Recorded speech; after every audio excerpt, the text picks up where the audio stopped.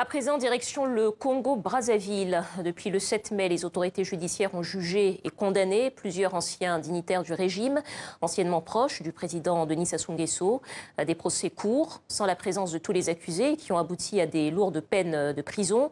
3 semaines après, comment interpréter cette intense activité judiciaire? Pour en parler, nous sommes avec Andrea Papus-Ngombe du collectif Sassoufi. Bonsoir. Bonsoir. Merci d'être avec nous. Alors, Jean-Marie Michel Mokoko, Norbert Dabira, 2 généraux jugés pour tentative de coup d'État, un ancien ministre aussi, Jean-Martin Bemba, jugé par contumace depuis mercredi pour tentative de déstabilisation des institutions.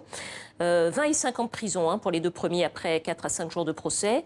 Peut-être une réaction d'abord à ces verdicts? Oui, la première réaction, c'est que l'inversion de la charge de la preuve est la caractéristique principale d'une justice totalitaire.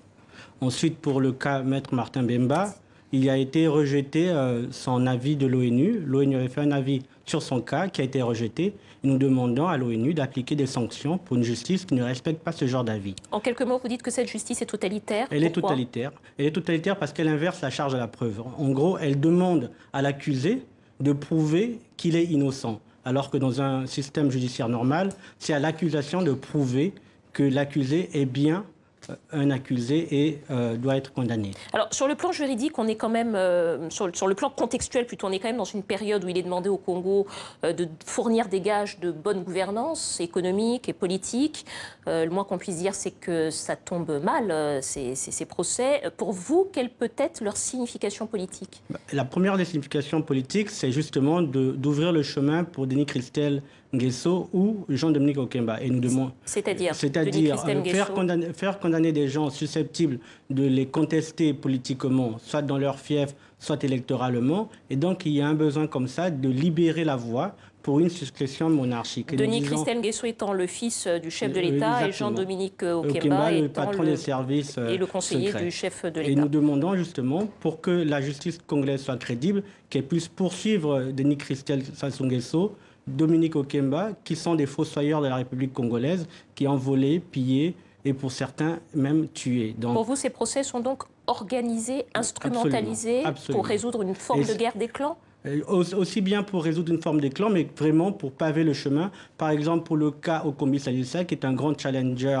Qui doit bientôt être jugé, un ancien candidat à la présidentielle. Il est incarcéré et il aurait pu faire de l'ombre à Denis Christel Sassou Nguesso. Norbert Dabira, qui est un général d'armée qui a eu des velléités putschistes, est mis hors d'état de nuire par le clan Jean-Dominique Okemba. Et ainsi de suite. Et donc nous voyons très bien qu'il y a une volonté aujourd'hui d'instrumentaliser la justice, et ce n'est pas nouveau, c'est aussi vieux que l'histoire politique du Congo. Et donc, nous sommes en fait vraiment face à une fin de régime et à une succession qui commence à s'organiser. Alors, les témoignages des différents accusés au cours de ces procès ont quand même montré que les tentatives de coup d'État étaient bien réelles contre le chef de l'État, avec des complicités même au sein de l'appareil de l'État. D'après vous, quelles conséquences ces révélations pourraient avoir politiquement? Elles ont déjà des premières conséquences. C'est que la maison présidentielle militaire a été réorganisée, c'est-à-dire le service de protection de la présidence est en train d'être réorganisé et plusieurs des sécurocrates qui étaient là ont été limogés très récemment, il n'y a même pas une semaine de cela. Donc nous sommes vraiment dans une guerre de tranchées et un magazine l'a même titré qu'on parle quasiment aujourd'hui de purge. Et pour ceux qui ont été condamnés, Mokoko, pas encore Okombi, mais Jean-Martin Bemba et les différents complices, ce que nous craignons, c'est ce qui s'est passé pour Martin Sourou. Nous avons fini la phase judiciaire, va arriver pour ces personnes-là la phase non pas seulement de la purge, mais de l'exécution. Ils vont être abattus dans leur prison. Marcel Sourou, auquel vous faites référence, qui est un ancien détenu qui était mort en prison sans que la lumière ait été faite sur les conditions. Donc on est passé dans la phase d'élimination physique pour ces personnes-là. Ça, ce sont vos propos. Ce sont nos propos et nous analysons. Ça s'est toujours passé comme ça, donc nous avons quand même une vue assez large de l'histoire de politique du Congo. En un mot, dernière question, le mouvement citoyen Ras-le-Bol demande la libération de ces militants détenus par les autorités congolaises qui ont été arrêtés donc à Pointe-Noire. Comment est-ce que vous expliquez ces arrestations?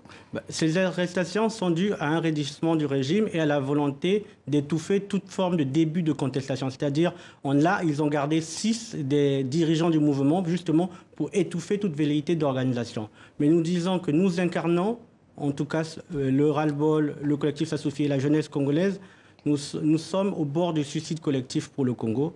et nous pouvons l'éviter. Et pour l'éviter, il est grand temps de laisser ceux qui incarnent l'espoir de la réconciliation et du changement prendre la main et avancer pour que le Congo sorte de cette situation désastreuse.